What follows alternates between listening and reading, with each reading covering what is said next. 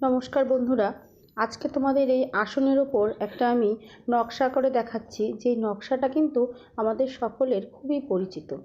আমরা যেরকম বাড়িতে যখন মা লক্ষ্মীর ঘট বসাই অথবা অন্যান্য কোনো পুজোর সময় যখন আমরা ঘট প্রতিস্থাপন করি, তখন সেই ঘটের উপরে খুব সুন্দর একটি আম্রপল্লব, তাকে ফুল দিয়ে আমরা কিন্তু সাজাই। আর আজকে তোমাদেরকে আমি ঠিক সেই নকশাটাই আমার এই আসনের উপরে করে দেখাবো। তো আস্তে আস্তে দেখো, আমি একটা ঘটের নকশা প্রায় করেই ফেলেছি। এবার এই ঘটের নকশাটার উপরে তোমাদেরকে আমি একটা সবুজ রঙের সুতো দিয়ে একটা পাতার নকশা এবং একটা ফুল করে দেখাবো।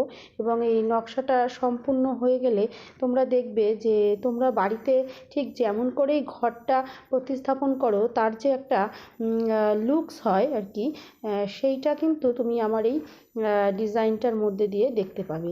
এবারে তোমাদেরকে আমি পুরো সেলাইটা করা হয়ে গেছে। এবারে তোমাদেরকে আমি দেখাচ্ছি যে দেখো তো, তোমাদের বাড়ির বসানো সেই ঘটের সঙ্গে আমার এই আসনের করা নকশাটার কোনো মিল আছে কি না। যদি তোমরা কোনো মিল খুঁজে পাও তাহলে কমেন্টে জানিও তোমাদের কেমন লেগেছে।